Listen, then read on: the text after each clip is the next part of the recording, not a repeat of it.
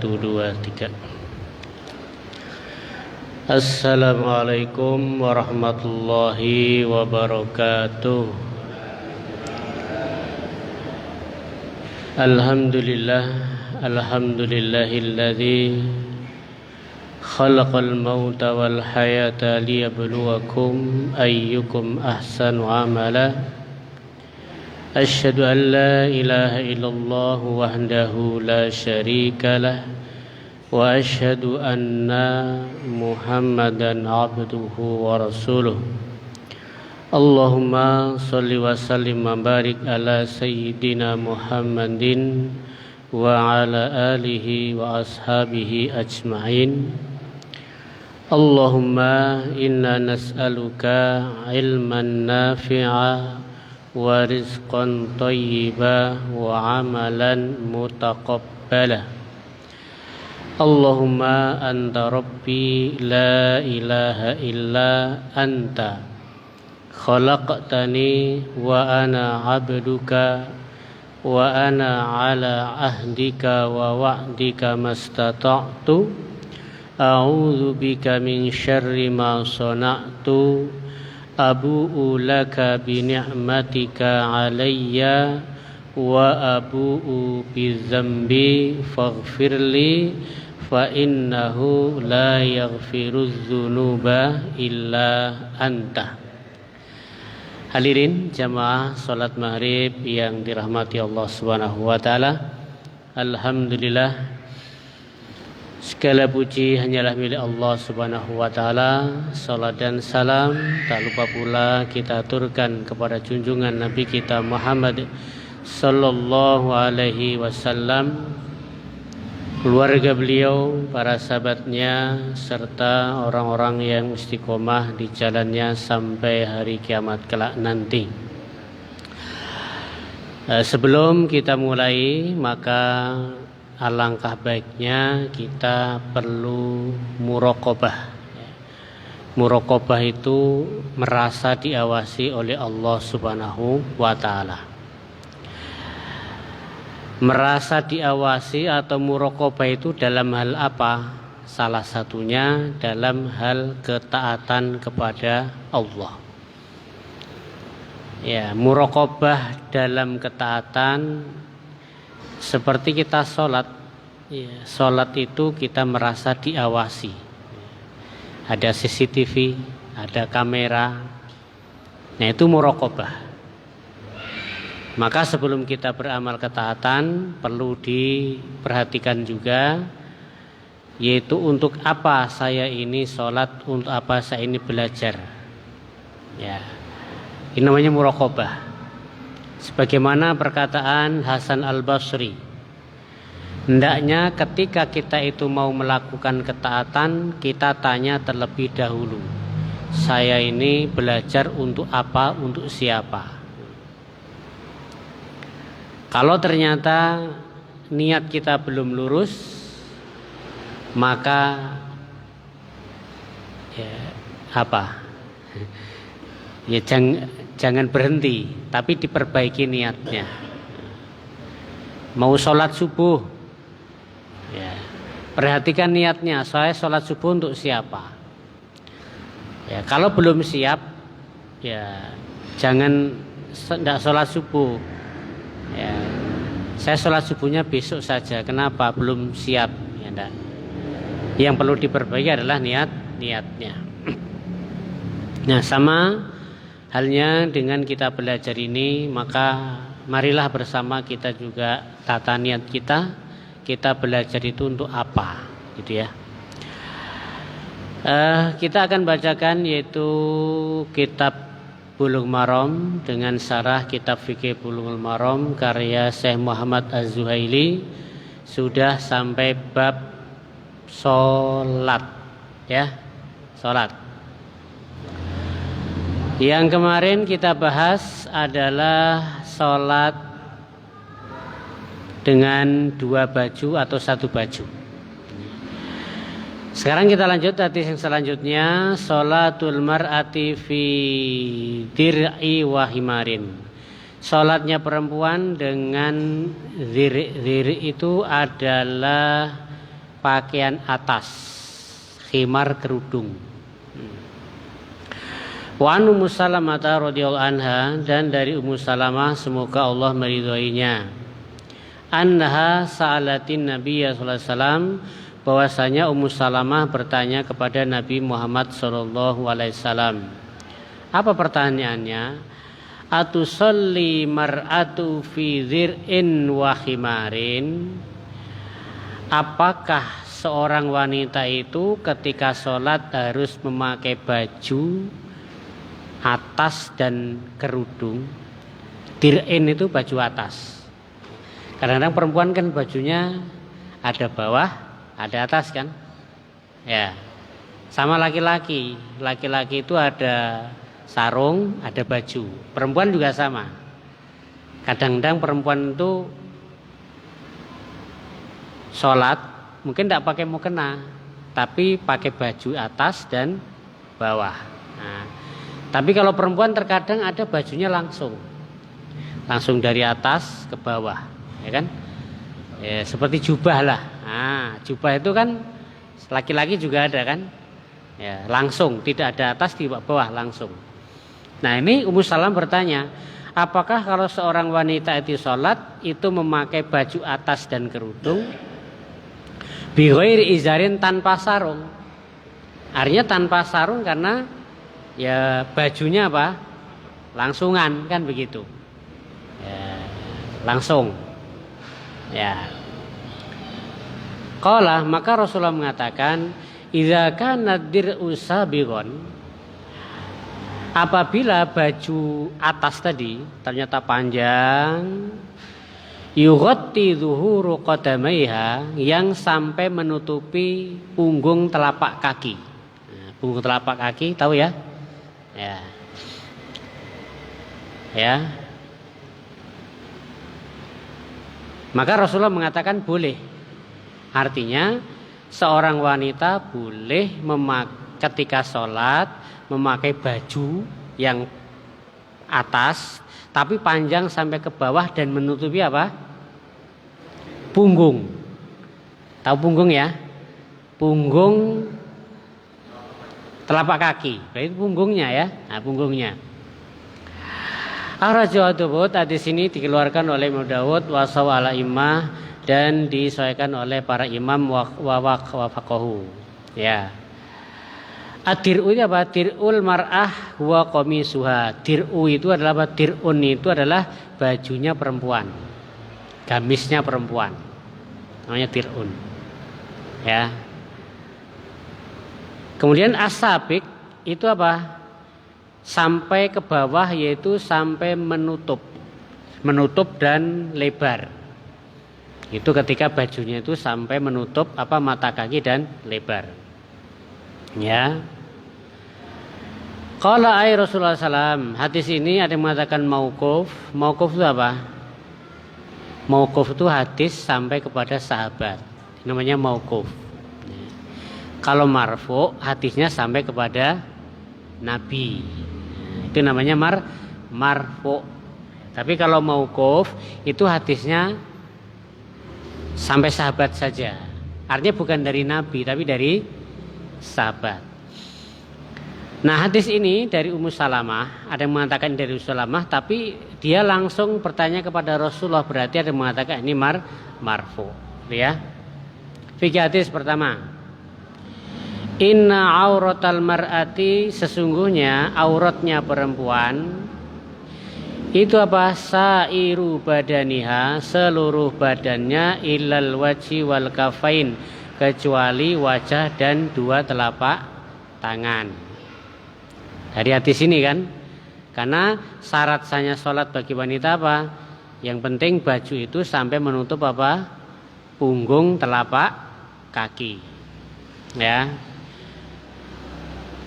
Warawa Al-Hasan an Nabi Hanifah rahimahumullah, dan telah meriwayatkan Hasan dari Abu Hanifah, semoga Allah meridhai keduanya, qala. Nah, ini kalau pendapat Abu Hanifah, annahu yahillun nadhru ila qadamain, bahwasanya halal memandang atau melihat sampai dua kaki. telapak kaki. Ya. Jadi kalau berdasarkan hadis ini ya, berdasarkan hadis ini Abu Hanifah berpendapat bahwasanya telapak kaki perempuan itu bukan aurat. Karena tadi hadisnya apa? Baju itu sampai nutupi punggung telapak kaki. Nah, ya kan? Berarti apa? Berarti telapak kaki itu bukan aurat, gitu ya.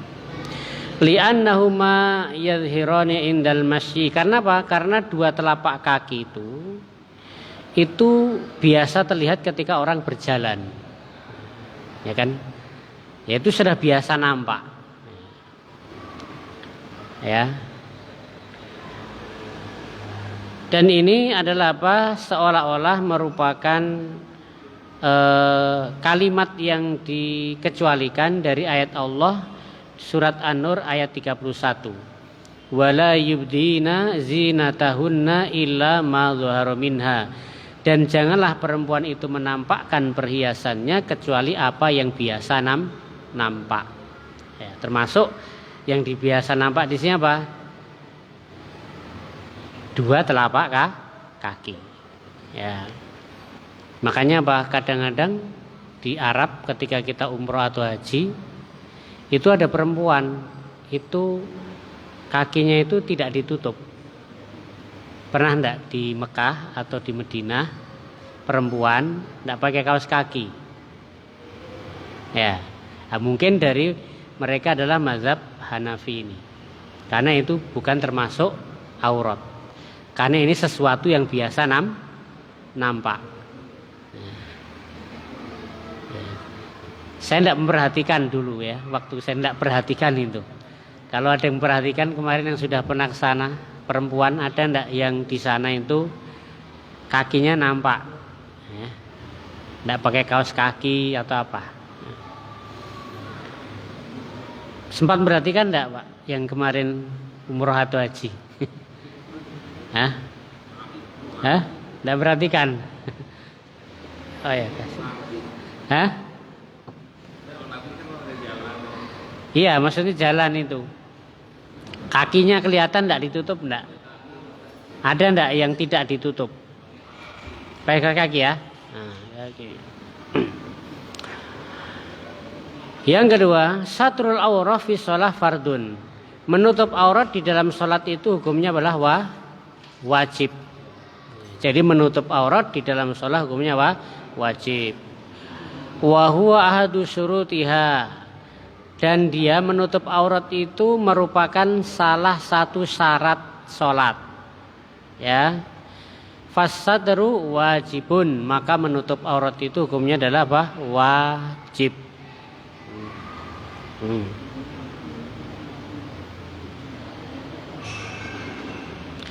Yang selanjutnya, inna inkishafa syai'in min a'dha'il mar'ati. Sesungguhnya tersingkapnya atau terbukanya dari anggota badan wanita, ghairul wajhi wal kafain, selain apa? Selain wajah dan telapak tangan, yamna'u jawazus shalah, itu menghalangi diterimanya sholat. Ya, masih aurat. Intinya dalam sholat yang boleh nampak cuma apa? Wajah dan telapak tangan. Bagi siapa? Perempuan. Karena dari hadis ini Rasulullah mengatakan boleh pakai baju. Baju ini ya. Baju tapi menutup apa? Punggung, telapak kaki, kan seperti itu. Nah, berarti harus menutup semua aurat. Jadi memang syaratnya apa? Syaratnya menutup aurat. Ya. Syaratnya menutup aurat. Adapun kemarin sholat perempuan sholat pakai celana, tapi menutup aurat, yang ditanyakan kan? Ya kalau berdasarkan ini tetap sah saja, cuman kurang afdol kali ya. Ya kalau sampai menampakkan apa bentuknya kan begitu ya, bentuknya gitu.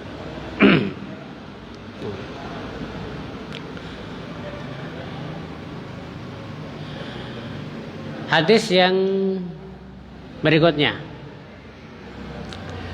istiqbalul qiblati fi shalah, menghadap kiblat ketika salat. Wan Amir bin Rabi'ah, dan dari Amir bin Rabi'ah radhiyallahu anhu, semoga Allah meridhoinya, qala, dia berkata, kunna ma'an Nabi sallallahu alaihi wasallam, kami bersama Nabi sallallahu alaihi wasallam fi lailatin muzlimatin, pada suatu malam yang gelap. Fa ashkalat alaina al-qiblah, maka kami tidak tahu kiblat. Kiblat mana ini? Malam. Ya. Kita aja kalau malam walaupun ada lampu di tempat baru tidak tahu mana kiblatnya, kan begitu. Tapi kalau di luar mungkin tahu. Cerah, ada bintang, ada bulan, mungkin tahu ya. Oh, barat sana, kan begitu. Nah, ini suatu saat Rasulullah bersama para sahabat malam gelap, bintang tidak kelihatan, sehingga tidak tahu kiblat itu arah mana. Fasolaina, maka kami pun sholat. Falamma tala'ati syamsu, ketika matahari terbit, sudah pagi hari, idza nahnu shallaina ila ghairil kiblah, ternyata kami sholatnya tidak menghadap kiblat. Ketahuan, oh matahari kan dari timur, oh berarti tadi malam kita sholatnya tidak ke barat. Ini sahabat. Fanazalat, maka turunlah surat Al-Baqarah. Fa aina ma tuwallu fasamma wajhullah, maka dimanapun kami menghadap, maka disitulah wajah Allah Subhanahu wa ta'ala. Akhrajahu Tirmidzi wa dha'afahu. Hadis ini diriwayatkan oleh Imam Tirmidzi dan dilemahkan. Nah, fikih hadis pertama, ya.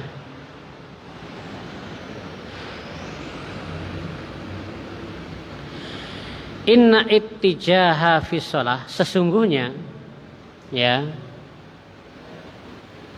ketika memungkinkan sesungguhnya menghadap ke kiblat ketika sholat, ya, ketika memungkinkan untuk mencari, gitu ya, mencari itu merupakan syarat sahnya sholat. Jadi harus dicari dulu, tidak langsung sholat ketika tidak tahu arah kiblat. Nyarinya gimana? Ya mungkin dengan tanda-tanda gitu kan. Kalau tidak ketemu seperti ini gimana? Malam. Ya, maka berdasarkan persangkaan dzon kayaknya seperti ini. Harus dicari dulu. Ya, walaupun nanti ternyata tidak betul, salah. Ya, gitu ya. Tapi kalau 4 orang beda semua gimana? Rombongan 4 orang, satu mengatakan selatan, barat sana, yang satu sana. Ya, tapi intinya di sini apa? Harus ada apa? Usaha dulu. Ya, untuk menghadap ke arah kiblat. Ya. Kalau sudah berusaha terus sholat, sah sholatnya. Ya. Tapi kalau tidak usaha, langsung sholat saja. Ya. Ini di sana apa namanya? Artinya dia ada kemungkinan, memungkinkan untuk mencari dulu, cari dulu. Ya, dan itu merupakan syarat sah sholat. Yang kedua, inna man sholla ila ghairi qiblah li zulmatin, sesungguhnya orang yang sholat menghadap selain kiblat, sholat tapi tidak kiblat, li zulmatin, karena gelap. Ya. Awaim, atau karena mendung. Nah, kalau siang mendung kan. Nah, karena orang dulu kan sering safar kan. Ya, sering di safar, tidak di kota, tidak di Madinah, tidak Mekah, tapi di perjalanan. Kalau mendung kan akhirnya tidak tahu arah ini mana ini, tidak ada kompas, ya. Tidak ada penunjuk jalan, ya kan? Itu. Awarihi, atau selainnya, maka batajju as-sholatuhu, maka sholatnya sah, ya. Sholatnya sah, ya. Baik apa? Kesalahan itu terjadi di waktu itu atau setelah itu. Misalnya kita sholat duhur, tidak tahu ke arah kiblat ini, ya, dalam perjalanan, akhirnya sholat. Setelah itu, ya sholatnya sah. Setelah itu baru tahu, oh ternyata mendungnya hilang, ada matahari. Ya kan? Matahari ternyata jelas. Mungkin dari tanda itu tahu ternyata kita tadi sholatnya salah ini. Nah, waktunya mungkin masih jam 2, jam 3. Masih zuhur. Nah, sholatnya tetap sah. Au ba'dahu atau setelahnya, misalnya dari pagi sampai zuhur mendung, tidak tahu arah. Akhirnya sholat, pokoknya ijtihad arah kemana.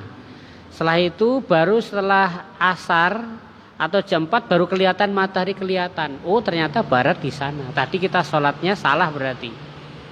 Nah walaupun sholat duhurnya tadi salah kiblat dan sudah masuk waktu asar, di sini sholatnya tetap sah, dia sah. Ya.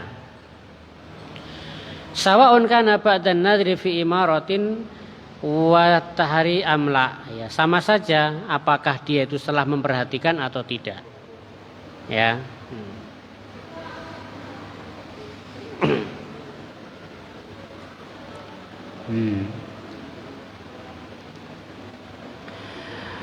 Qala Tirmidzi rahimahullah taala, Imam Tirmidzi berkata, wa qad dzaba aktsarul ilm ila hadza. Imam Tirmidzi mengatakan kebanyakan para ilmu mengambil pendapat ini. Ya.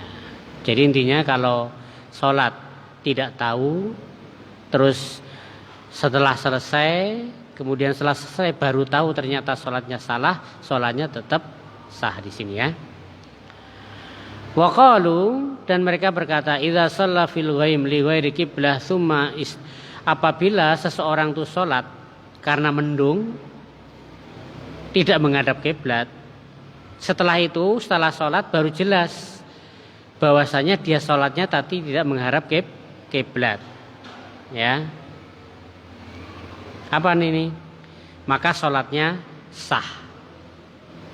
Di sini tidak perlu ngulang, sholatnya sah. Wabihi yakul as-Sauri, dan ini pendapat Imam Sauri, Ibnu Mubarak, Imam Ahmad dan Ishaq. Ya, itu pendapat yang pertama ya. Jadi pokoknya kalau kita salah kiblat, tidak tahu, selesai sholat, setelah itu baru dikasih tahu kamu tadi salah, kiblatnya bukan ke situ. Nah, maka pendapat yang pertama mengatakan sholatnya tetap sah. Wa qala akharun, sebagian yang lain berkata, bi wujubil i'adati alaihi, yaitu wajib untuk mengulang. Ya. Ketika dia sholat itu apa? Ketika dia sholat tanpa mencari tahu dulu dan yakin salah. Jadi pendapat yang kedua ini apa? Wajib mengulang jika dia apa?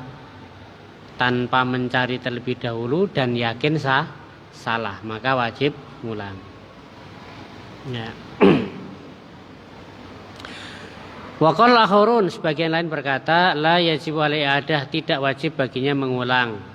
Ya, apabila ketika dia sholat sudah berusaha dulu, ya, setelah berusaha, setelah itu kemudian apa? Baru nampak salahnya dan sudah keluar waktu. Ya, jadi perinciannya beda-beda ya, detail banget.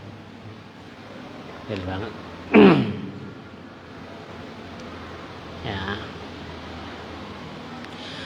Qala Syafi'i rahimahullah ta'ala fil jadid, berkata Imam Syafi'i dalam pendapat yang baru, yajibu alaihi ada fil waqti wa ba'dah. Ini kalau mazhab Syafi'iyah berkata apa? Wajib dia mengulang di waktu itu atau setelahnya. Ya. Jadi kalau setelah sholat selesai, ternyata setelah selesai ternyata salah ini, wajib mengulang. Baik masih di waktu zuhur atau ternyata sudah masuk waktu asar tadi. Waktu asar sudah tahu kiblatnya, betul ini waktu zuhur tadi salah, wajib mengulang. Gitu ya. Ya. Kenapa? Li'annal istiqbali wajibun qat'an, karena menghadap kiblat itu wajib secara mutlak. Termasuk syarat sah sholat. Ya, seperti aurat. Aurat itu menutup aurat juga syarat sah sholat. Gitu. Wa hadisin Amir dhaif, dan hadis ini ya, yang tadi itu ini dihukumi lemah dhaif. Kalau hadis ini kan berbunyi apa? Kami bersama Rasulullah sallallahu alaihi wasallam, kemudian kami sholat, setelah matahari apa? Terbit, ternyata kami salah kiblatnya. Ya, itu. Nah, ini ternyata menurut Imam Syafi'i hadis ini lemah gitu. Tapi ada pendapat yang mengatakan apa? Tidak perlu diulang tadi ya. Nah, ini pendapat ulama.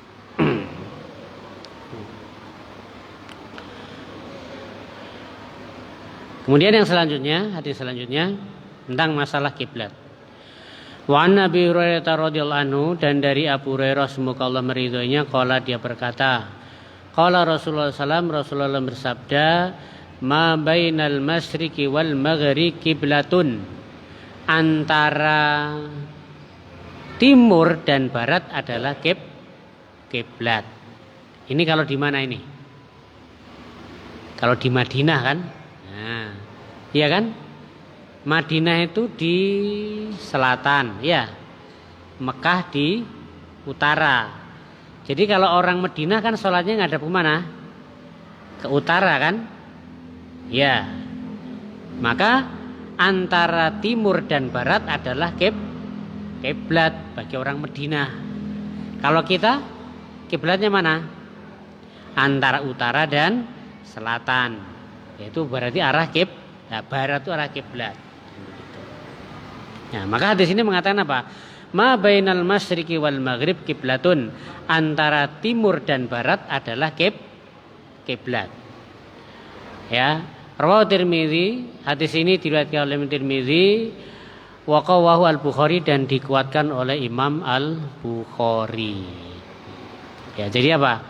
Antara timur dan barat kiblat, kalau kita antara utara dan selatan itu berarti apa? Kiblat. Ya, kiblat itu kan Makkah itu kan paling berapa meter kan? Lebih besar masjid ini ya. Masjid ini kan. Ya, menghadapnya kita ke sana. Yang di perumahan sana juga mungkin hadapnya ke sana. Apakah pas betul nanti ketemu Ka'bah yang cuman berukuran berapa meter itu kan? Ya. Kira-kira pas enggak kita ini? Kita hadap sholat sana, pas kena enggak? Pas kena Ka'bahnya enggak ini? Hah? Kurang lebih kan gitu. Ya. Kalau melihat pasti kelihatan. Oh, saya sana kelihatan kan begitu. Ya, mau nyerong sedikit kelihatan karena melihat. Nah, kita kan enggak melihat. Kalau ditarik garis gitu kan? Ya kan? Apalagi masjidnya yang panjang. Islamic Center itu berapa meter tuh? Hah? Berapa meter tuh masjid Islamik itu? Yang ujung sana menghadap ke sana Ka'bah. Yang ujung sana juga menghadap ke Ka'bah. Apakah yang ujung sana kena, yang sana juga kena? Nah.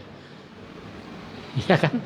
Kan ngadapnya sama kan? Masjid itu yang luasnya lebih dari dinding Ka'bah itu kan bisa tidak pas pada Ka'bah itu. Yang masjid di mana? Di luar atau di?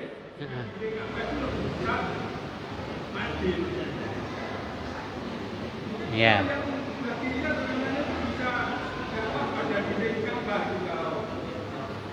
Iya.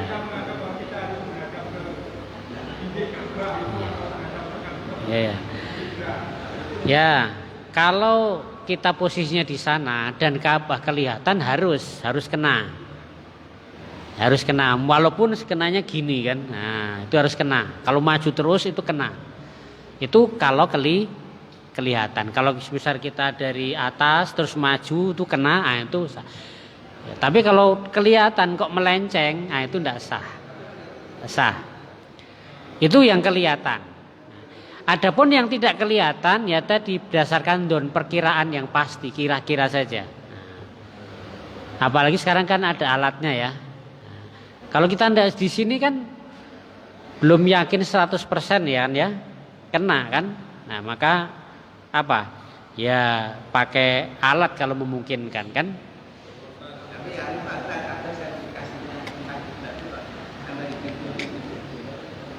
kan kita yakin dari itu mungkin dikalibrasi berapa tahun Nah. Ada 2 tanggal di mana posisi Oh iya. musuh. Hmm. Nah, itu harus ngecek. Karena posisinya kan lurus. Ya, berarti bisa itu, bisa. Cek kemarin itu memang lepas. Itu alhamdulillah. Ya. Dan setelah dicek ulang, alhamdulillah. Pas. Ya artinya itu harus ada usaha seperti itu. Kalau sudah ada usaha seperti itu kan ya masih artinya itu juga ada usaha kan seperti itu, ada usaha. Makanya banyak miring masjid-masjid yang shopnya miring kan, miring. Kelihatannya itu tidak rapi kan gitu ya. Tapi kalau memang berapa derajatnya seperti itu ya sudah kan begitu. Nah itu termasuk usaha. Karena tidak bisa melihat. Kalau sudah bisa melihat tidak perlu seperti itu. Yang penting kita arah apas itu. Nah, kalau tidak bisa melihat ya akhirnya pakai cara seperti itu. Nah, seperti itu. Fikih hadis pertama. Wujubu istiqbal qiblah fi sholati indal imkanil ma'ayin. Wajibnya menghadap kiblat ketika sholat ketika memungkinkan secara takyin. Ya, secara takyin itu secara pasti. Ya. Pastikan. Nah, makanya kalau melihat harus pas. Kalau pas kita di sana posisinya. Maka ada yang mengatakan kiblatnya orang Masjidil Haram ya Ka'bah. Ka'bah. Nanti orang-orang di luar Masjidil Haram kan banyak masjid juga. Maka kiblatnya adalah Masjidil Haramnya. Nah, nanti orang-orang di luar kota kota Mekah, maka kiblatnya arah Mekah, begitu seterusnya. Ya, begitu. Ya, karena beda berapa derajat itu nanti jauh ya. Beda berapa derajat itu melenceng bisa ke Afrika nanti. Bisa ke Afrika. Ya. Ya, itu kalau sekarang ada alatnya. Kalau dulu ya pokoknya sudah berusaha ya ke sana kan belum ada alatnya dulu kan sah kan begitu. Kalau harus ngulang berapa tahun ngulang sholatnya itu? Sudah. Biasanya dari Kemenak yang yang masang ini biasanya kalau ada masjid baru nanti Kemenak yang ukur atau kita ngundang Kemenak kan nanti Kemenak yang pakai alat seperti itu. Ya, kita ulangi. Wujubu istiqbal qiblah fi sholati indal imkanil. Wajibnya menghadap kiblat ketika sholat dan ketika memungkinkan. Ya. Nah, ini inna istiqbalal jihah, sesungguhnya kiblat itu arah.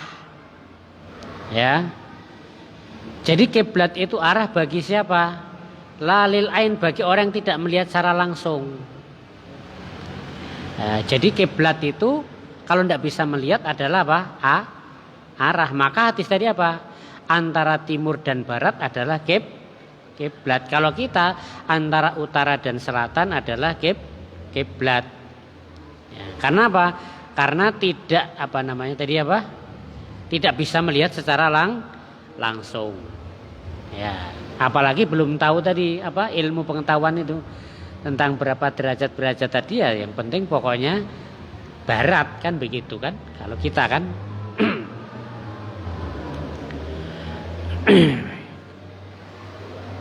Fahya qiblatun fima bainal jihatain. Maka apa? Arah itu adalah kiblat di antara dua arah yaitu timur dan barat. Apalagi zaman dulu, ya kan? Zaman dulu mungkin ada yang di Syam, ada yang di Irak, ada yang di Iran, ada yang di Afrika. Ya pokoknya pakai dalil ini. Kiblatnya mana? Kalau yang di selatan Ka'bah berarti antara timur dan barat. Kalau yang di Afrika berarti kan timurnya Arab ya. Nah, berarti kiblatnya ke arah timur. Afrika, Libya kan begitu. Ya. Kalau utara Syam, kiblatnya berarti ke selatan. Karena Syam itu di utara Mekah kan begitu. Ada yang kedua posisinya itu Tengah-tengah. Jadi di mana itu? Luar negeri ya? Bukan Suriname. Bukan Suriname ya, bukan. Nah.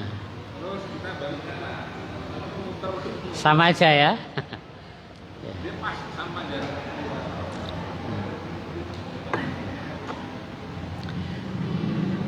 Nah, jadi itulah mudah ya. Karena itu mudah.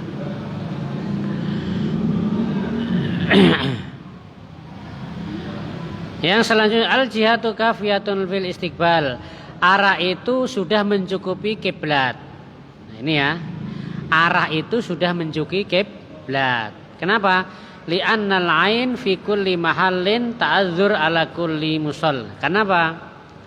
Ya karena setiap tempat itu berbeda-beda. Ada yang di sebelah timur, sebelah barat, selatan, utara. Apalagi belum ada alat tadi, ya sudah pokoknya kiblat itu apa? Arahnya saja. Arahnya kemana? Kalau kita arahnya ke barat, agak serong ya, serong ke utara ya. Nah, seperti itulah. Qala Syafi'iyah berkata, "In kanal musalli bi hadratil Ka'bah." Nah, apabila orang yang sholat itu di depan Ka'bah, hadir di sana dan melihat, lazimau atawajjuh ila ainil Ka'bah, maka wajib baginya dia untuk menghadap Ka'bah. Kenapa memungkinkan? Makanya tadi kalau kita sholat Ka'bah di sana, kalau kita maju, kita harus pas Ka'bah gitu loh. Karena apa? Kelihatan. Karena kelihatan.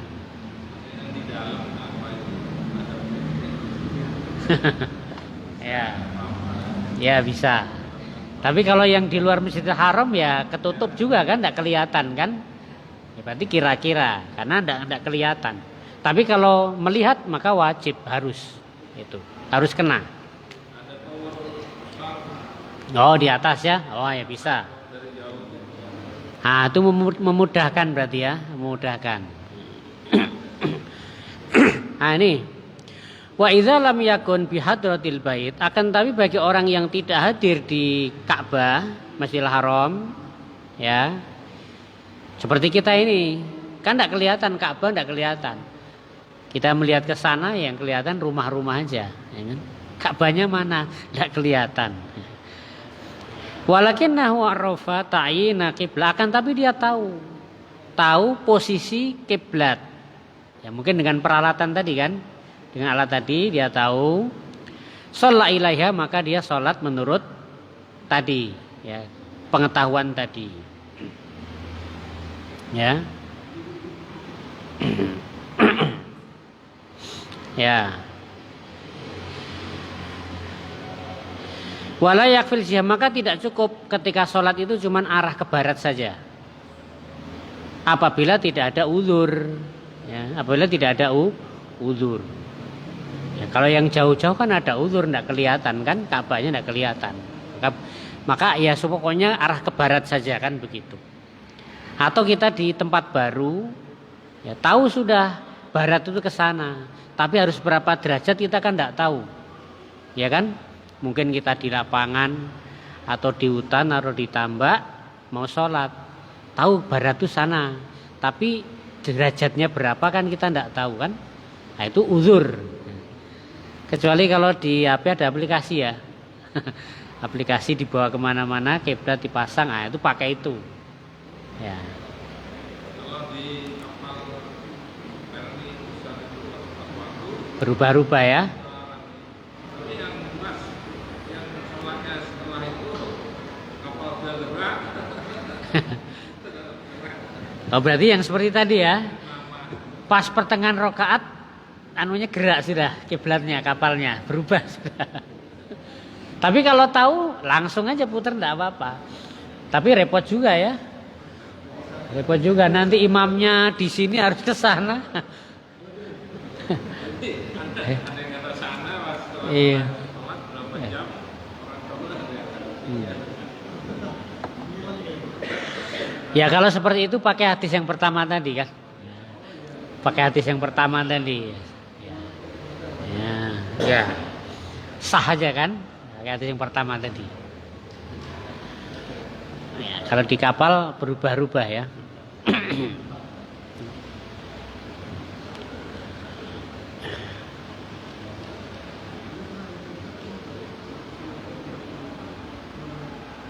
Ya. Maka tidak cukup menghadap ke arah saja kalau tidak ada uzur, ya. Kalau tidak ada uzur tidak cukup, yang penting barat. Ya, gitu ya. Nah.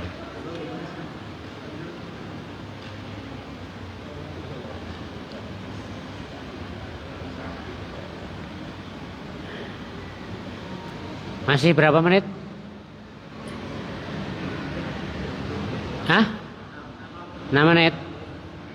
Saya bacakan hadisnya dulu ya.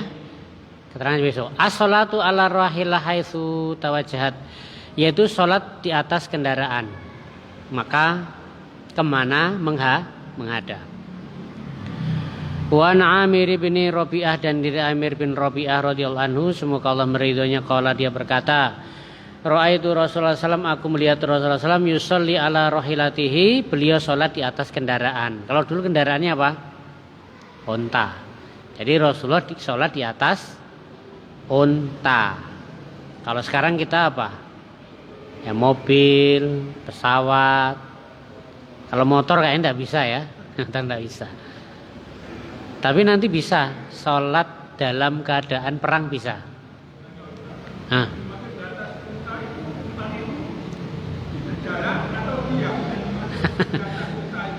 Ya. Ya, untanya berjalan ya. Untanya berjalan. Kalau unta berhenti bisa diarahkan kiblat kalau berhenti. Nah, ini berarti untanya sedang jalan. Ya, berarti mungkin jalan ke, kalau di sini untanya jalan ke timur kan begitu. Nah, kalau unta berhenti kan bisa dihadapkan aja. Kita bisa turun, ya kan? Turun dari unta sholat bisa. Nah, ini berarti apa? Rasulullah itu sholat di atas kendaraan. Kalau kendaraannya berhenti seperti bis berhenti, ya bisa aja kita turun kan, sholat. Naik pesawat ya bisa, pesawatnya berhenti di mana, di bandara atau ya. Nah, gitu. Ya jadi gini, maksudnya gini ya. Berarti sholatnya Rasulullah di atas kendaraan yang sedang berjalan. Maka di sini apa? Yusolli ala rohilatihi, bahwasanya Rasulullah sholat di atas kendaraan haitsu tawajjahat bih, di mana unta itu menghadap. Muttafaqun alaih, hadis ini diriwayatkan Bukhari dan Muslim. Zat al-Bukhari, Imam Bukhari menambahkan, yumi'u bi ra'sihi, Rasulullah itu ketika sholat di atas kendaraan menundukkan kepalanya, rukuk dan sujud, yumi'u. Walam yakun yasna'uhu fil maktubah, dan Rasulullah tidak melakukan sholat di atas kendaraan itu sholat wajib. Nah, di sini Rasulullah itu ketika sholat di kendaraan itu sunnah saja, bukan sholat wajib. Ya, saya kira itu dulu hadisnya. Insya Allah besok kita bahas ya, sholat di atas kendaraan. Ya, kita akhiri dengan doa majelis. Subhanakallahumma rabbana wa bihamdika asyhadu an la ilaha illa anta astaghfiruka wa atubu ilaik. Assalamualaikum warahmatullahi wabarakatuh.